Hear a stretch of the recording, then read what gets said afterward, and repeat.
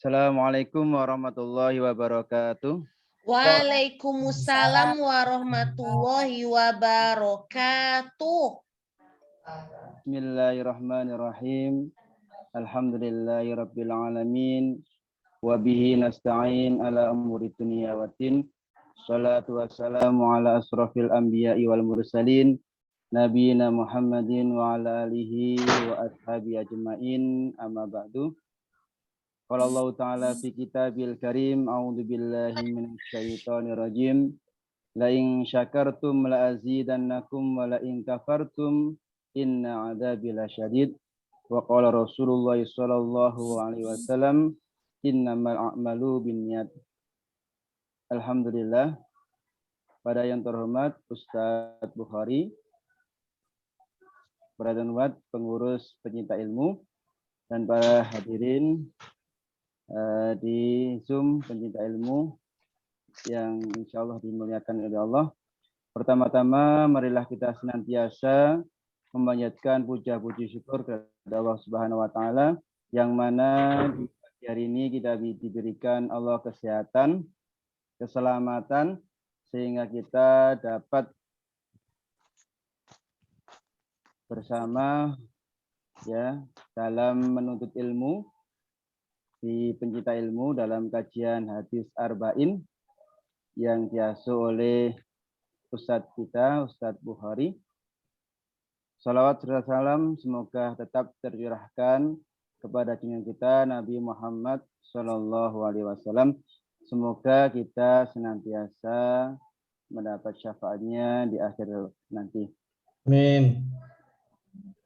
Para pemirsa Zoom pencinta ilmu, saya akan membacakan susunan acara pada pagi hari ini.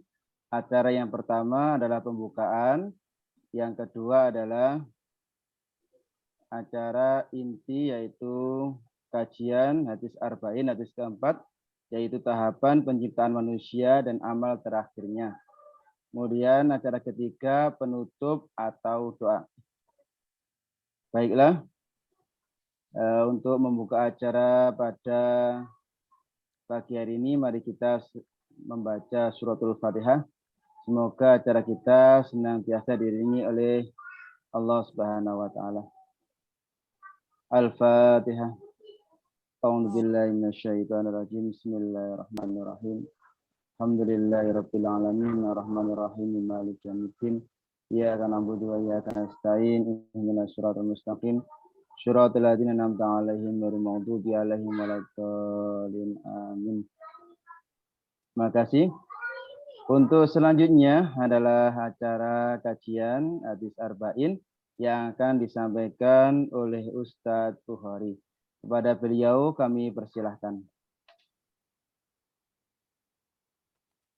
Terima kasih. Assalamualaikum warahmatullahi wabarakatuh. Waalaikumsalam warahmatullahi wabarakatuh. Bismillahirrahmanirrahim. Wala haula wala quwata illa billahil aliyyil azim. Subhanaka la ilma lana illa ma 'allamtana innaka antal alimul hakim. Alhamdulillahi rabbil alamin. Allahumma salli wa sallim wa barik ala sayyidina wa habibina wa qudwatina Muhammadin wa ala alihi wa ashabihi ajma'in wa man tabi'ahum bi ihsanin ila yaumiddin. Amma ba'd. Yang saya hormati jajaran pengurus pecinta ilmu, hadirin wal hadirat rahimani wa rahimakumullah. Puji dan syukur, marilah kembali kita munajatkan kehadirat Allah Azza wa Jalla.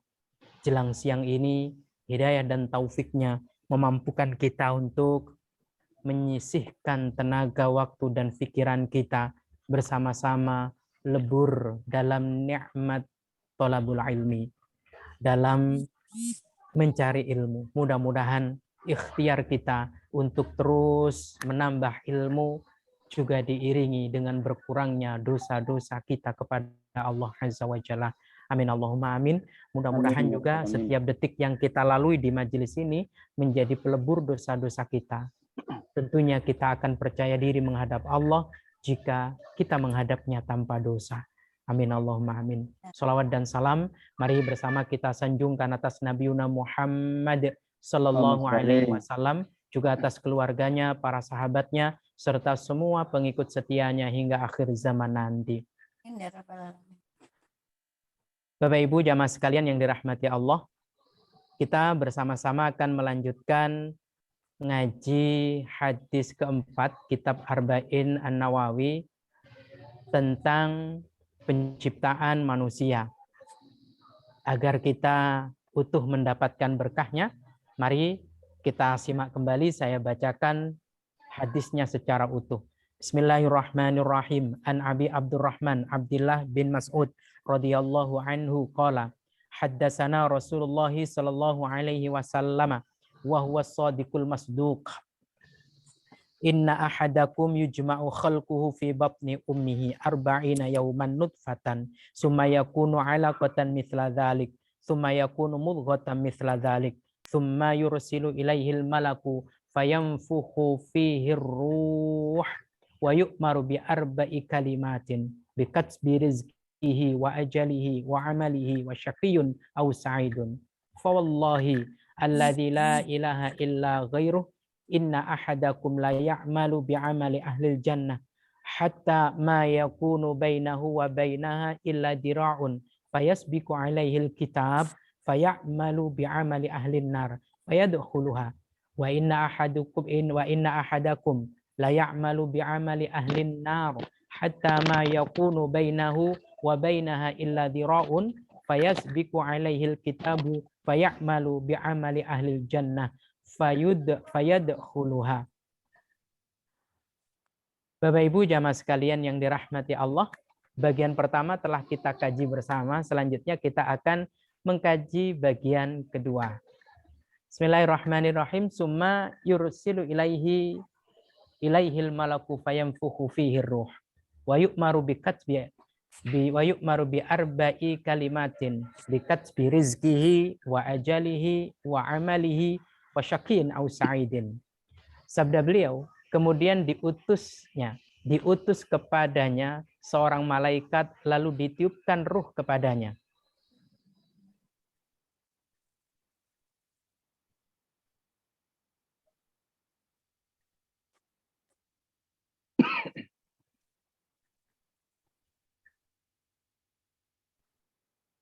Sabda Nabi Shallallahu Alaihi Wasallam ini menggambarkan betapa ketidaktahuan kita menyebabkan kita teledor. Betapa ketidaktahuan kita menyebabkan kita banyak ketinggalan hikmah.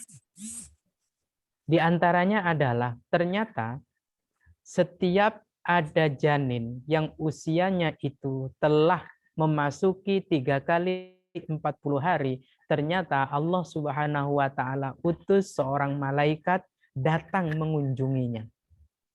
Pertama yang dilakukan adalah meniupkan ruhnya. Dan yang kedua adalah menetapkan dan mencatat 4 hal bagi janin itu untuk bekal masa depannya. Apa saja? Yang pertama, menetapkan rezekinya. Jadi rezeki yang kita nikmati saat ini adalah rezeki yang sudah tercatat sejak kita masih orok. Sejak kita masih berada dalam kandungan usia 3 kali 40 hari. Yang kedua, ajalnya. Jika hari ini, detik ini kita mendengarkan pengumuman innalillahi wa inna ilaihi raji'un. Si A meninggal, si B meninggal. Ternyata itu adalah telah dicatat jauh sebelum kita bersama-sama dilahirkan. Masya Allah. Jadi meninggal hari ini, di jam ini, di detik ini, itu sudah dicatat sebelum kelahirannya. Yang ketiga, amalnya. Jika saat ini kita beramal thalabul ilmi, mencari ilmu, maka ini bagian dari yang telah dicatat malaikat dulu pada saat kita dulu, termasuk Ahmad Bukhari dulu, masih usia 3 kali 40 hari dalam kandungan. Dan kecelakaan atau kebahagiaan, saudara kita yang mengalami musibah, Dan saudara kita yang mendapatkan kebahagiaan, semuanya tertata, tercatat rapi, tercatat jelas sekali, jauh sebelum dia dilahirkan. Subhanallah. Nah, Bapak Ibu jamaah sekalian yang dirahmati Allah, tadi saya sebutkan bahwasannya ketidaktahuan kita menyebabkan kita ceroboh. Ketidaktahuan kita menjadikan kita banyak sekali ketinggalan hal-hal baik. Apa itu mungkin hal ini?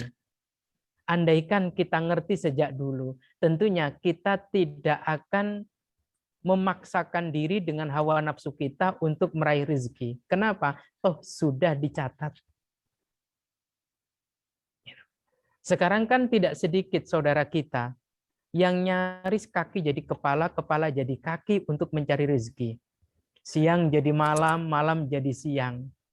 Waktu tidurnya justru melek, waktu melek justru tidur untuk mencari rezeki.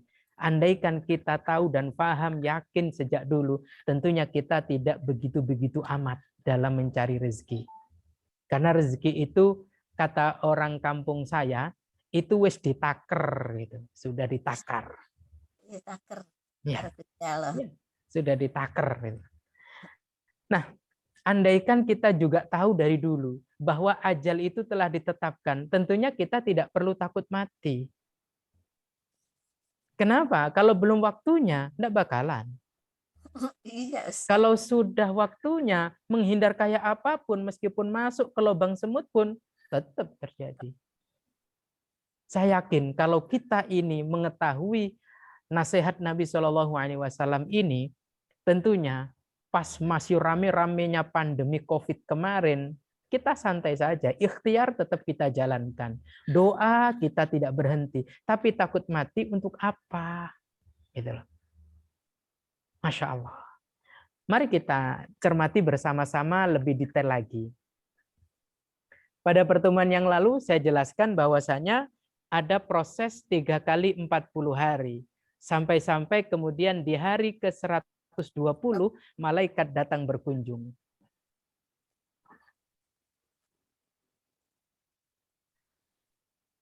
Malaikat datang berkunjung, malaikat itu ternyata menetapkan 4 perkara yang tadi saya sebutkan setelah ditiupkan ruhnya. La haula wala quwata illa billah.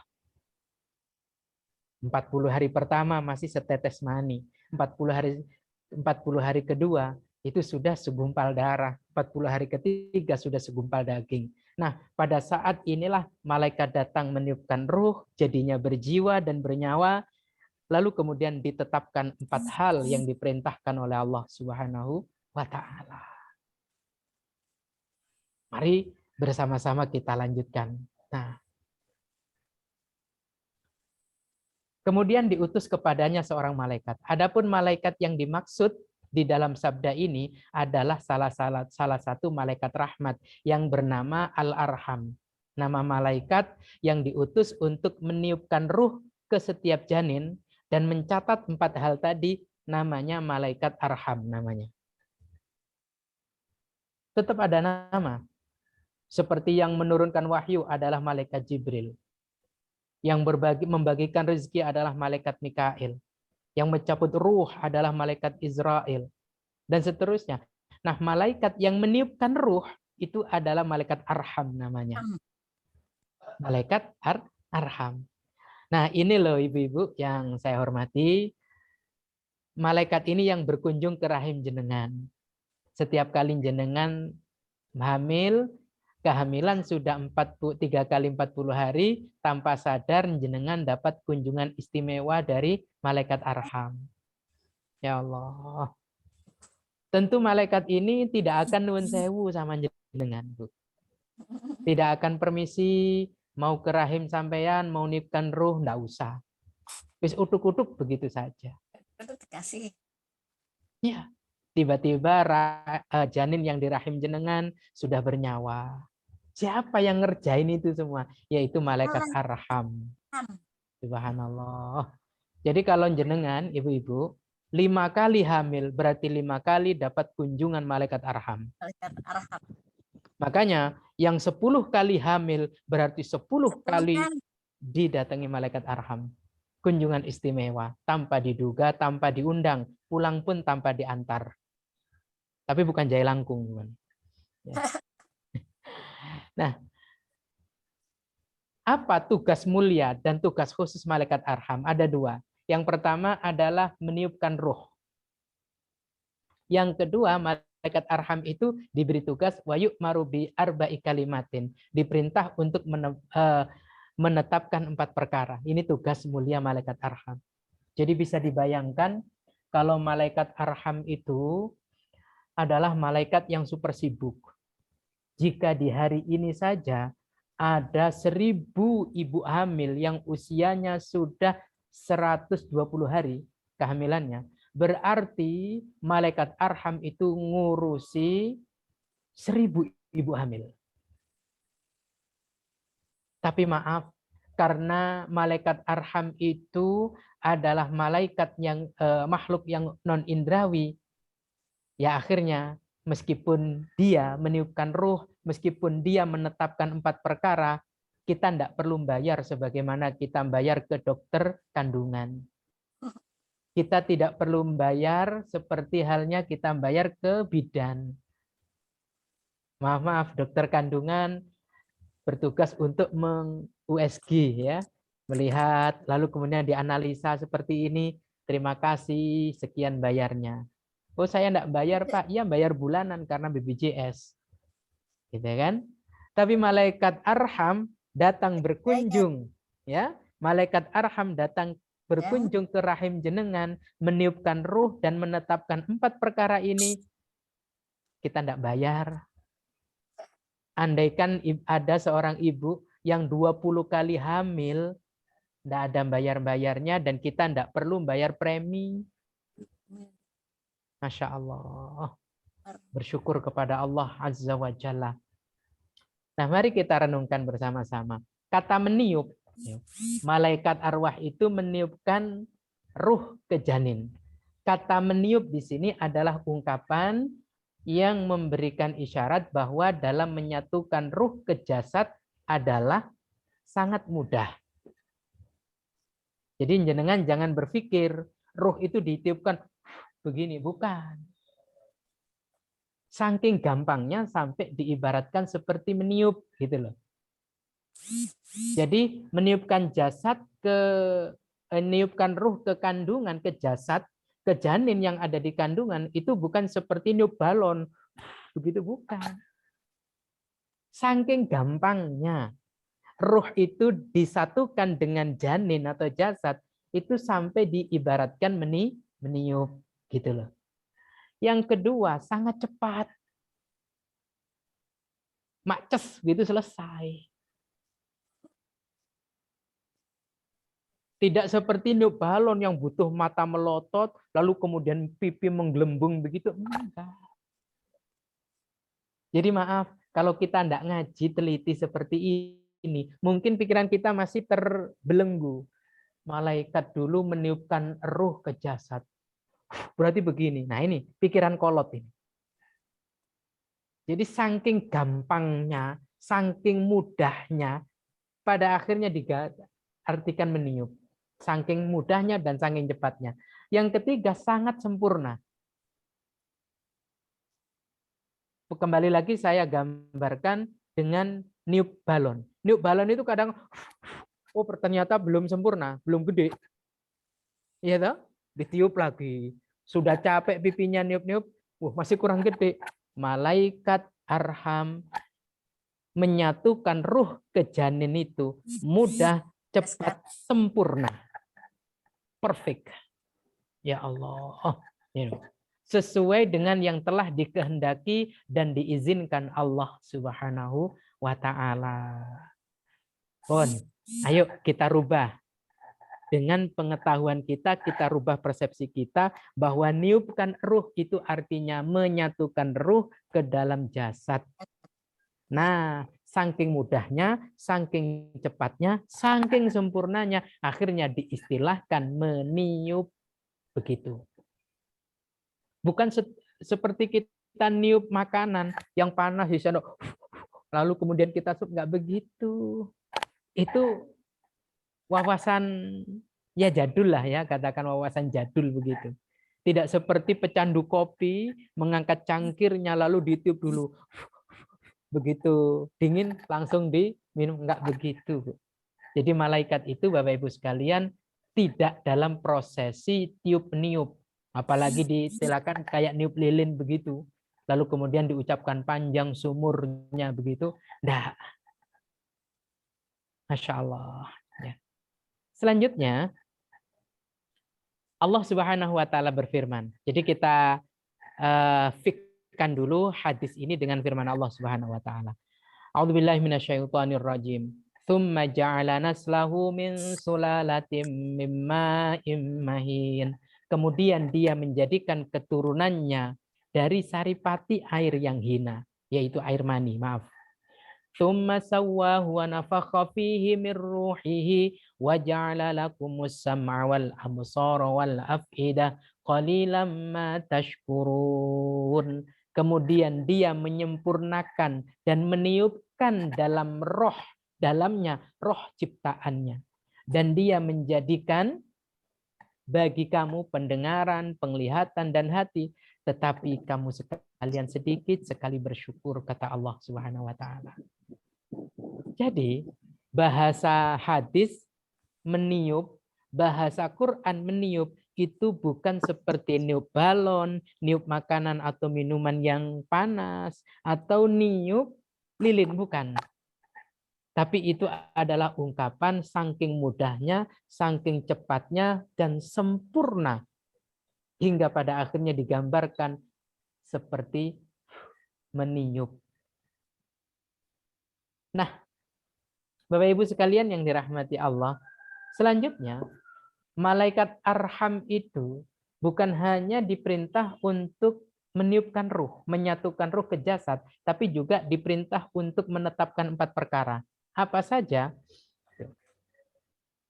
Nih, dalam penetapan 4 hal, malaikat arham sudah pasti sinergi dengan prinsip-prinsip lain, diantaranya sesuai dengan kehendak Allah.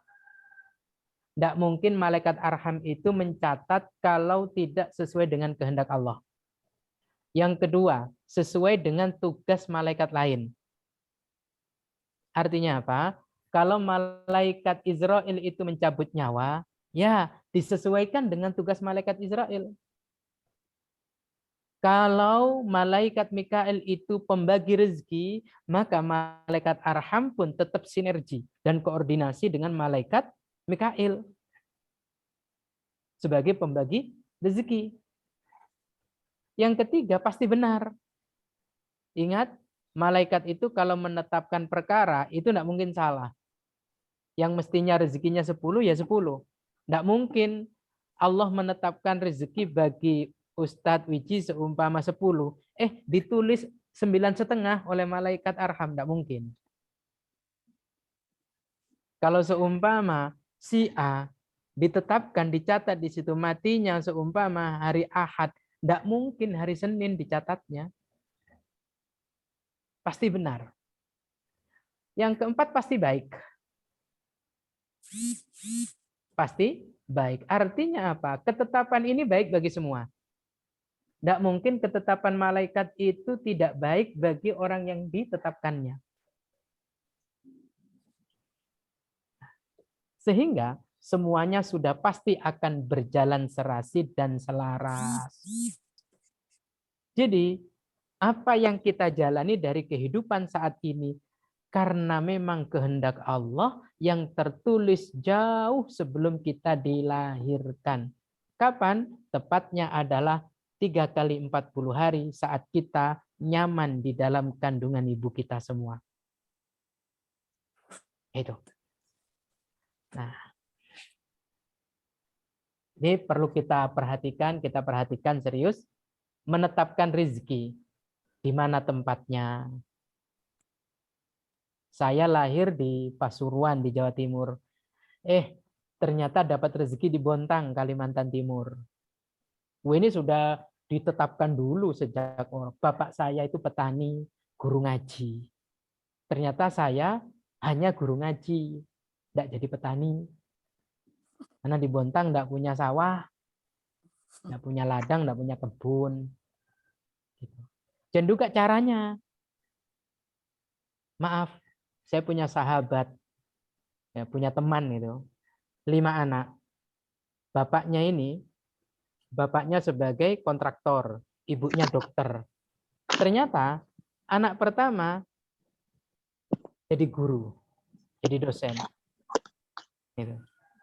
Anak kedua justru menekuni bidang advokasi. Ya.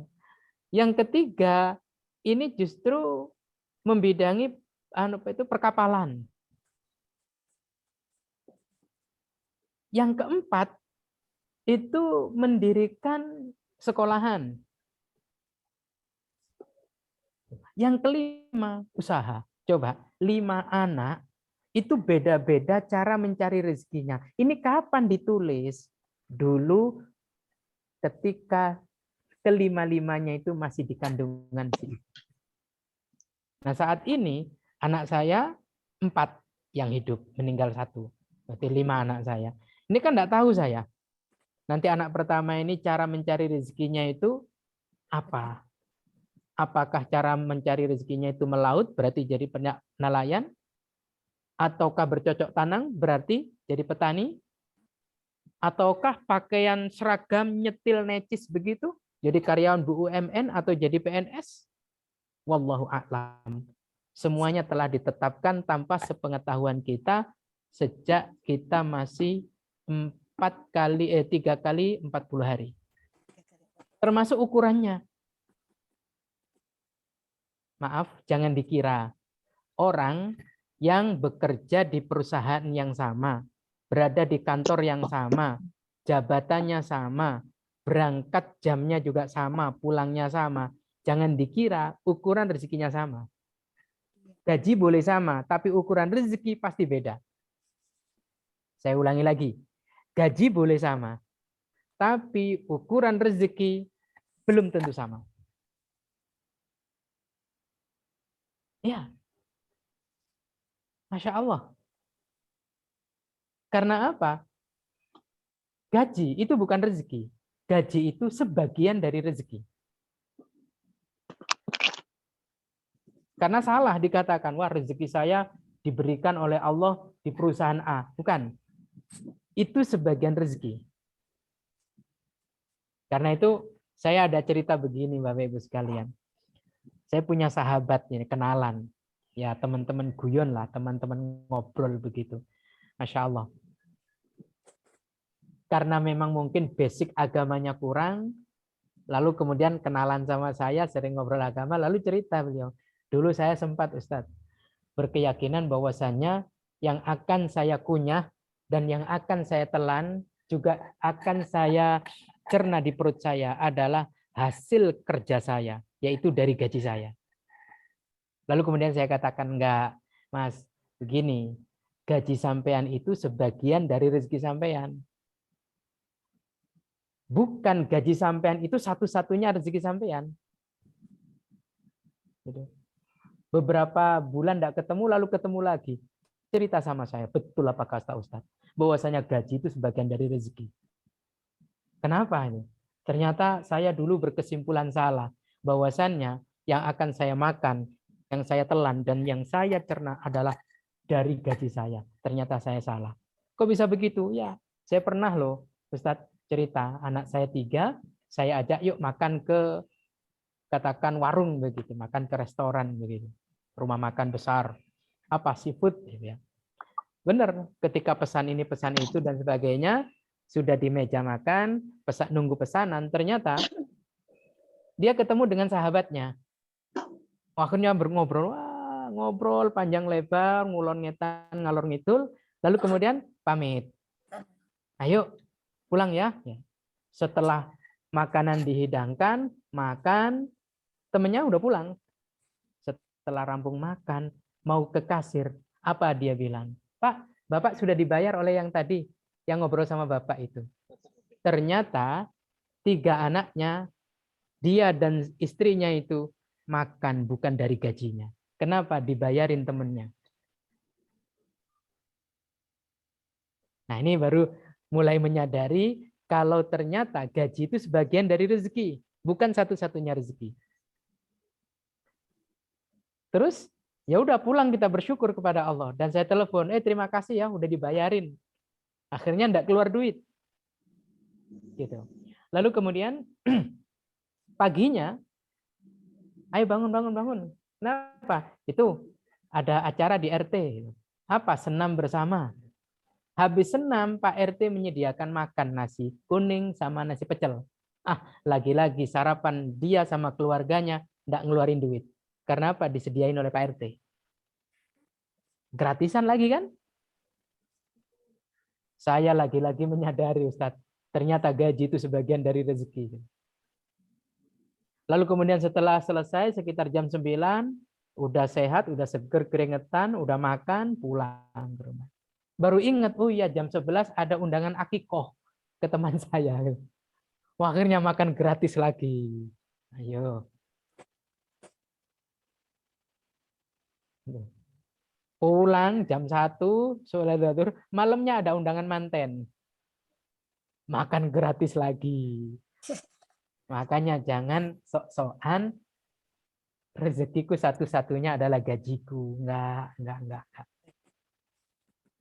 Alhasil 1 kali 24 jam. Enggak ngeluarin duit sedikit pun untuk mengenyangkan dirinya dan keluarganya. Gratis. Baru menyadari, oh inilah rezeki. Rezeki itu belum tentu dari apa yang kita cari. Ya. Rezeki itu belum tentu dari jerih payah kita. Kadang-kadang rezeki itu kehadirannya min haitsu la yahtasib, tanpa diduga, tanpa dinanya.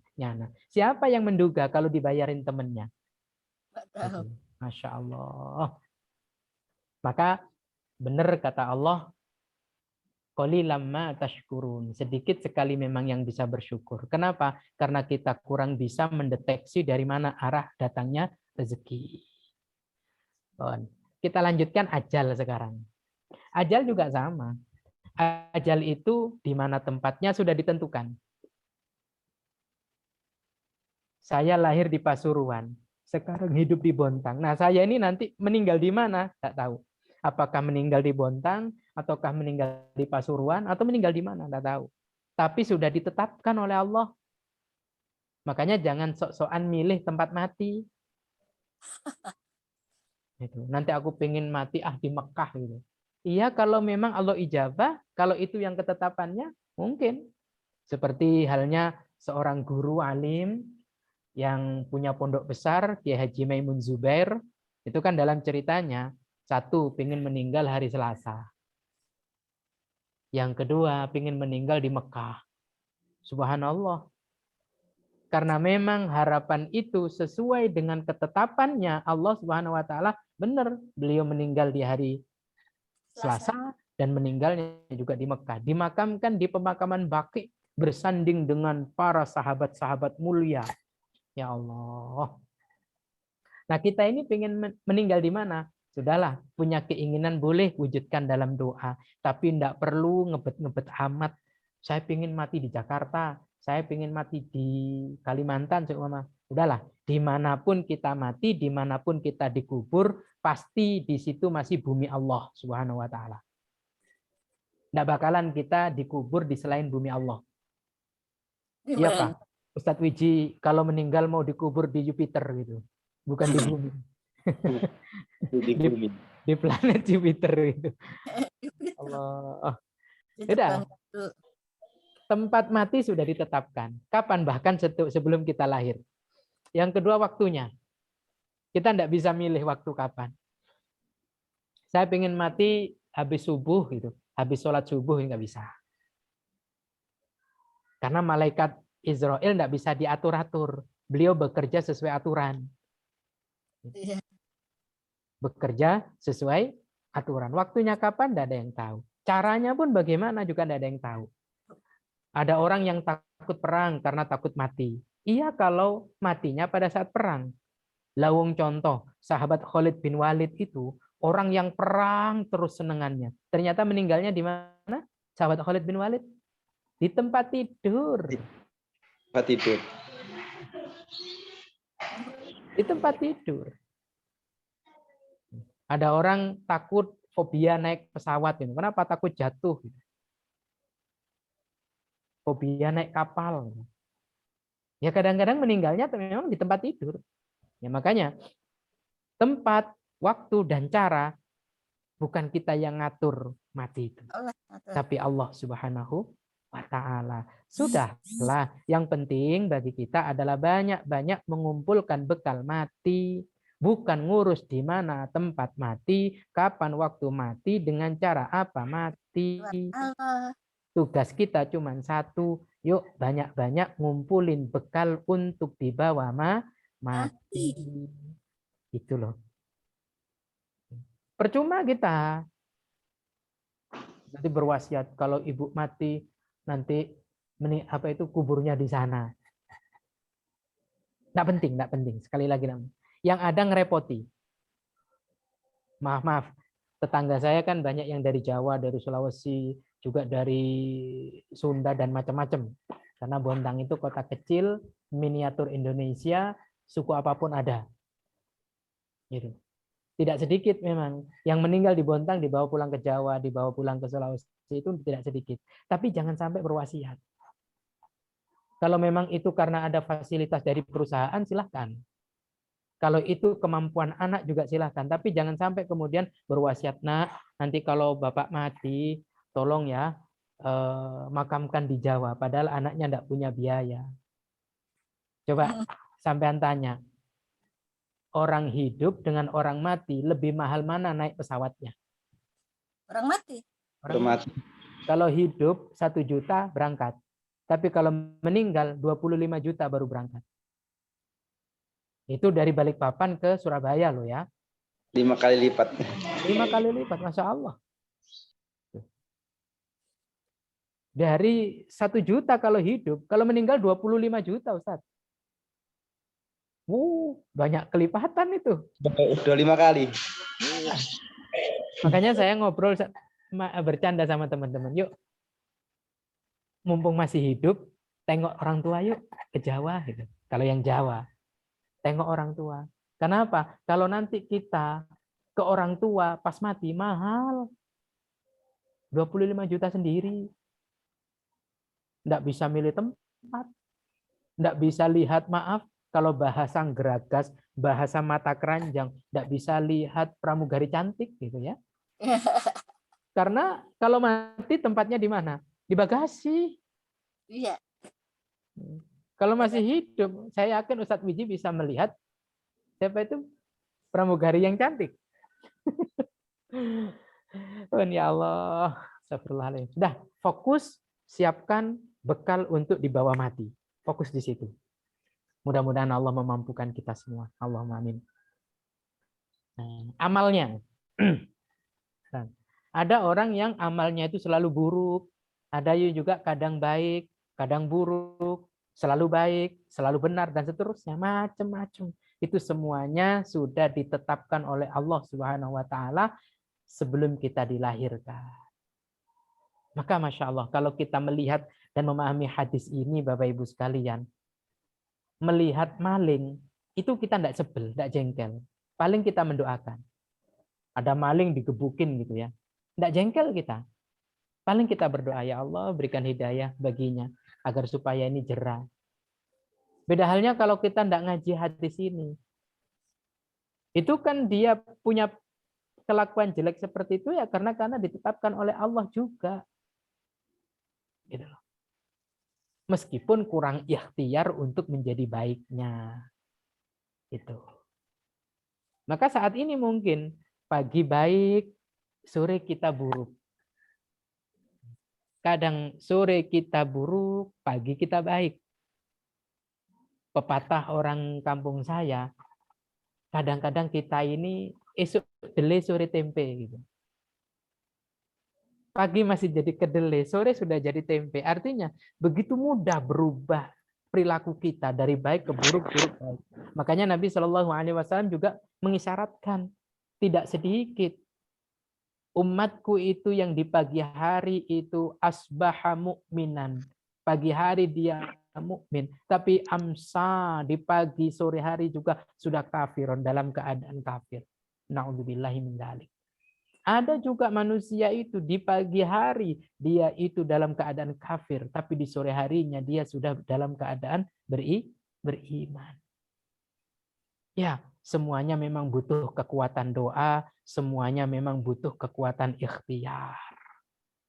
Andaikan kita tahu bahwa catatan amal kita adalah buruk, dengan doa dan ikhtiar Allah akan memberikan ijabah. Selanjutnya,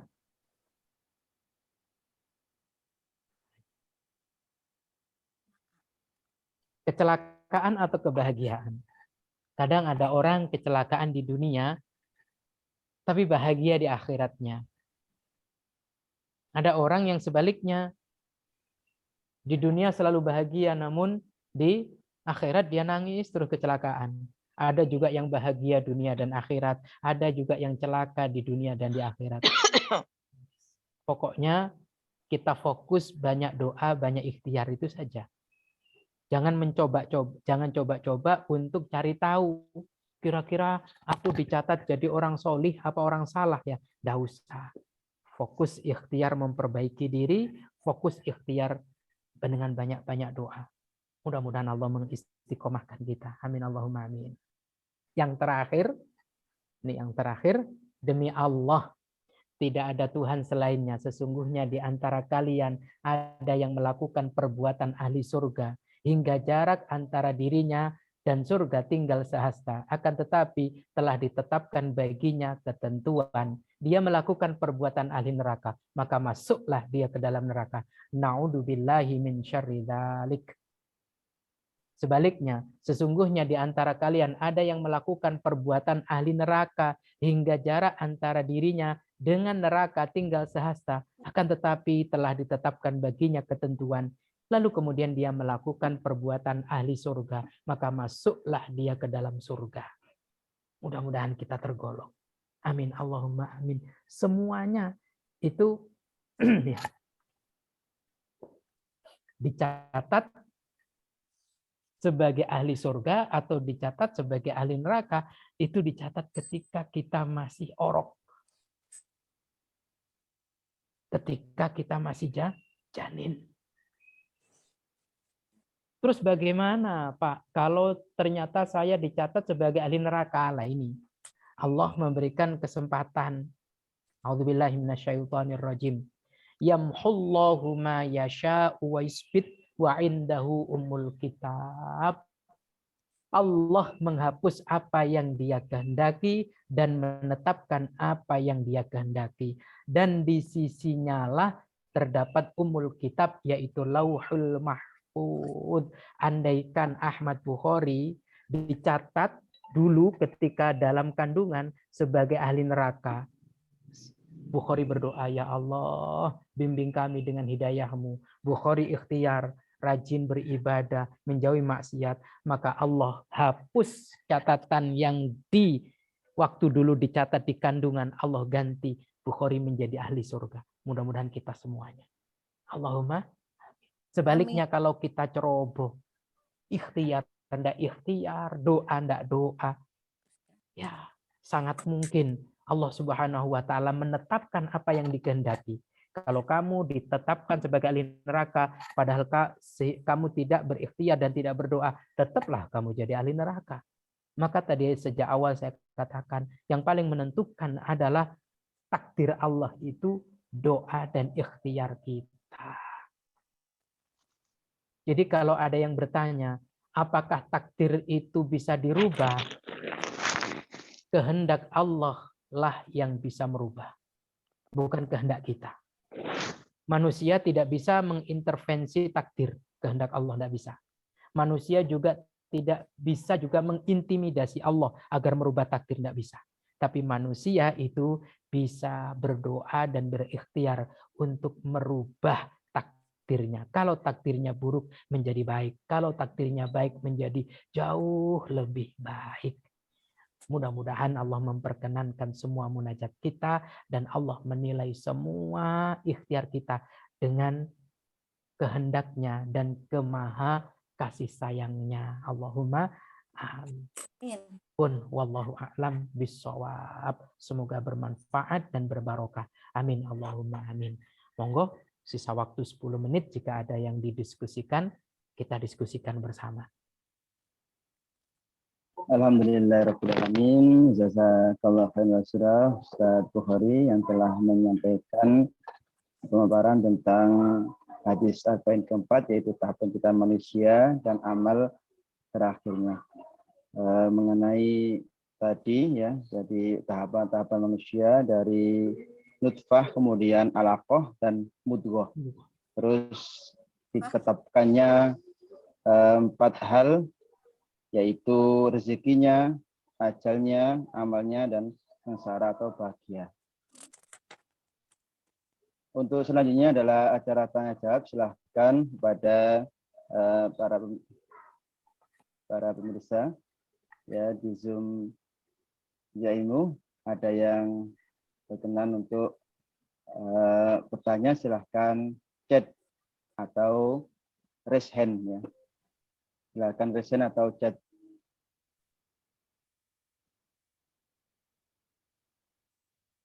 Ini alhamdulillah ada 18 partisipan hari ini. Alhamdulillah. Ada Pak Zainal juga bisa hadir. Alhamdulillah. Silakan bagi yang bertanya, silahkan untuk raise hand langsung bertanya atau bisa chat di room.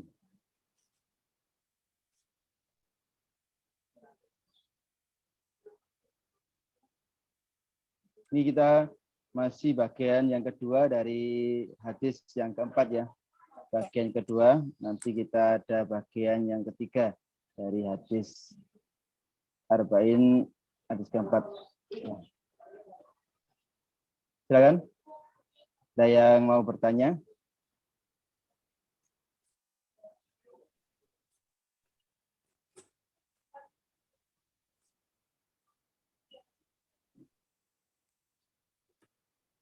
Oh ya Ustaz, ini apa?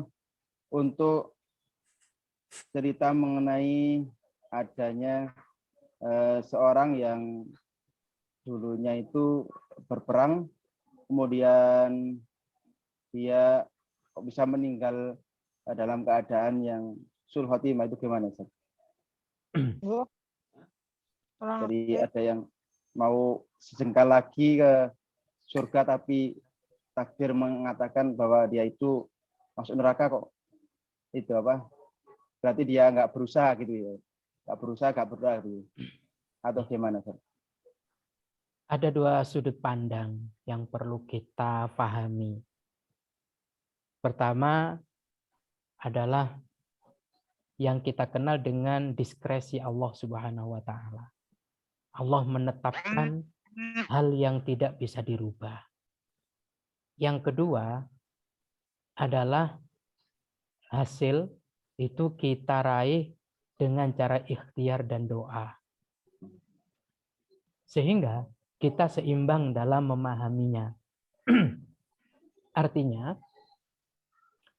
kalau Allah Subhanahu wa taala menetapkan dan tidak merubah apa yang ditetapkan, itu berlaku, tapi tidak untuk banyak ketetapan. Sekedar sampel bahwasanya Allah Maha Kuasa.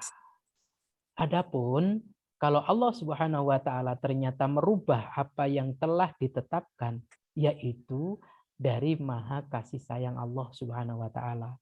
Sebetulnya di takdirnya itu dicatat ahli neraka, tapi karena ikhtiar dan doanya maka Allah merubah takdirnya menjadi ahli surga. Lah itu yang banyak yang terjadi. Justru orang yang malas ya, kemudian juga orang yang putus asalah yang benar-benar berada pada takdir buruknya. Saya ulangi, orang-orang yang malas dan putus asalah yang benar-benar berada pada takdir buruknya. Maka selagi kita kuat dalam berikhtiar, selagi kita tiada henti berdoa, yakinlah Allah yang maha pengasih, maha penyayang, Kalau takdir kita semula buruk, Allah akan menghendaki merubah menjadi baik. Allahumma amin. Amin. Dan kita tidak perlu pesimis dengan hadis yang baru saja kita pelajari. Jangan-jangan aku sudah ditakdir neraka ya, berarti tidak usah sholat. Loh kan kamu putus asa namanya. Amin. Jangan-jangan saya ini memang ditakdir neraka ya, jadi ya wis lah. Tidak usah zikir, tidak usah baca Quran, tidak usah sholat, tidak usah ke masjid. Itu males namanya. Ya, males. Jadi tetapnya takdir dalam keburukan itu hanya bagi pemalas dan orang yang putus asa. Gitu loh. Ini senada juga dari chat ini ada pertanyaan. Ustadz, mohon izin tanya, kalau dari dalam rahim sudah ditakdirkan di neraka, kita nggak tahu. Kemudian dalam hidupnya rajin ibadah gimana Ustadz? Nah, senada dengan tadi Ustadz. ya, Jadi rajin jadinya itu, ibadahnya, ya. rajin Kemudian, ibadahnya itulah yang kemudian menarik perhatian kasih sayang Allah, lalu kemudian takdir yang dicatat di rahim Allah kehendaki berubah. Makanya tadi saya sebutkan ayatnya ya. Ini. Jadi bisa saja catatannya di neraka, dia itu kemudian dengan ikhtiar dan doa dia dimasukkan ke dalam surga gitu ya. Betul. Ayat ini yang memandu kita. Allah menghapus apa yang dia kehendaki. Jadi ketetapan yang di rahim, yang dulunya ditetapkan di neraka, itu dihapus. Diganti catatannya oleh Allah surga. Karena apa? Karena dia berkata, saya tidak putus asa, saya bukan pemalas. Itu. Nah, jadi Allah juga menetapkan apa yang dikehendaki. Tapi bagi pemalas, bagi orang yang putus asa, berarti dikehendaki oleh Allah dia itu tetap dalam kondisi takdirnya yang jelek. Makanya tadi ulang-ulang, tidak ada takdir yang jelek kecuali terjadi bagi pemalas dan orang yang putus asa. Dan ya, jadi selagi kita kuat dalam ikhtiar, selagi kita kuat dalam menadah kepada Allah, yakinlah, aku yakin. Jangankan yang baik menjadi lebih baik, yang buruk itulah akan jadi baik. Dengan kasih sayang Allah yang maha luas. Nah, mudah-mudahan itulah catatan kita. Dan kita dihimpun di majelis virtual di pagi hari ini, jelang siang ini, juga untuk itu. Untuk mengurangi sisi kemalasan kita. Untuk mengurangi potensi keputusasaan kita. Yang menyebabkan kita tetap berdiri pada takdir jelek kita kalau kita malas atau kita putus asa. Naudzubillahi min dzalik. Ya. Gitu. Ya. Alhamdulillah. Ada yang mau bertanya lagi? Silakan raise hand atau menulis di chat room. Kayaknya sudah paham semuanya. Amin. Allahumma amin. Ya. Alhamdulillah. Jadi kita tidak boleh putus asa dengan takdir Allah. Kita harus berusaha dan berdoa, ya, berikhtiar, berusaha dan berdoa agar kita mendapat takdir yang baik. Ya, gitu. Sudah pukul 11. Kalau nggak ada yang bertanya, kita akhiri dengan doa yang disampaikan oleh Ustaz Bukhari. Silakan Ustaz Bukhari. Baik. Nasihat saya sebelum berdoa, pemalas dan orang yang putus asa, dia tidak menemukan pintu di surga. Buntu dia. Itu intinya. Wallahu a'lam bishawab. Al-Fatihah. A'udzubillahi minasyaitonir rajim. Bismillahirrahmanirrahim. Bismillahirrahmanirrahim. Alhamdulillahirabbil alamin arrahmanir rahim maliki yaumiddin. Iyyaka na'budu wa iyyaka nasta'in ihdinas siratal mustaqim siratal ladzina an'amta 'alaihim ghairil maghdubi 'alaihim waladdallin. Amin amin ya rabbal alamin. Bismillahirrahmanirrahim. Alhamdulillahirabbil alamin. Allahumma shalli wa sallim ala sayidina Muhammadin wa ala alihi wa ashabihi ajma'in. Allahumma ighfir lana wa liwalidina warhamhum kama rabbayana shighara. Allahumma ighfir lil mu'minina wal mu'minat wal muslimina wal muslimat al ahya'i minhum wal amwat. Rabbana hab lana minal mu'minin, Rabbana hab lana minal muslimin, Rabbana hab lana minal muttaqin, Rabbana hab lana min ibadikas shalihin syakirin sabirina bi rahmatika ya arhamar rahimin. Rabbana hab lana min azwajina wa dhurriyyatina qurrata a'yun waj'alna lil muttaqina imama. Allahumma ij'alna wa auladana wa ahlana min ahli ilmi wa ahli khair wa la taj'alna wa iyyahum min ahli syarri wad dhair. Allahumma ij'alna wa iyyahum min ahli al-Qur'an wa la taj'alna wa iyyahum min ahli syarri wad tughyan. Allahumma ij'alna wa iyyahum min ahli sunnah wal jamaah ولا تجعلنا وإياهم من أهل البدع والضلالة. اللهم اجعل جمعنا هذا جمعا مرحوما وتفرقنا من بعده تفرقا معصوما. اللهم اجعل جمعنا هذا جمعا مشكورا وتفرقنا من بعده تفرقا مغفورا. ربنا آتنا في الدنيا حسنة وفي الآخرة حسنة وقنا عذاب النار. صلى الله على سيدنا محمد النبي الأمي وعلى آله وصحبه وسلم والحمد لله رب العالمين. Amin amin ya rabbal alamin. Mohon maaf yang sebesar-besarnya. Akhirul kalam wallahu muwaffiq ila aqwamit thoriq. Wassalamualaikum warahmatullahi wabarakatuh. Waalaikumsalam warahmatullahi wabarakatuh. Assalamualaikum warahmatullahi wabarakatuh. Demikian kajian pada pagi hari ini. Kita akhiri dengan bacaan hamdalah bersama-sama. Alhamdulillahirabbil alamin. Subhanakallahumma bihamdika asyhadu an la ilaha illa anta astaghfiruka wa atubu ilaik. Kurang lebihnya mohon maaf. Saya akhiri. Assalamualaikum warahmatullahi wabarakatuh. Waalaikumsalam warahmatullahi wabarakatuh. Sampai jumpa di kajian selanjutnya tanggal 27 Maret ya. Ahad tanggal 27 Maret kita akan kajian lagi. Insyaallah, insyaallah. Terima kasih Pak Zainal. Terima kasih semuanya.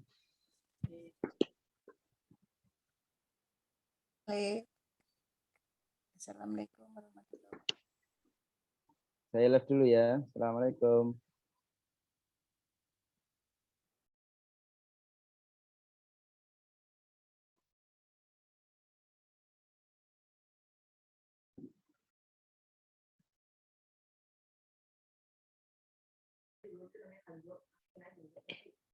Ya, Bu Dokter telat, udah habis, Bu.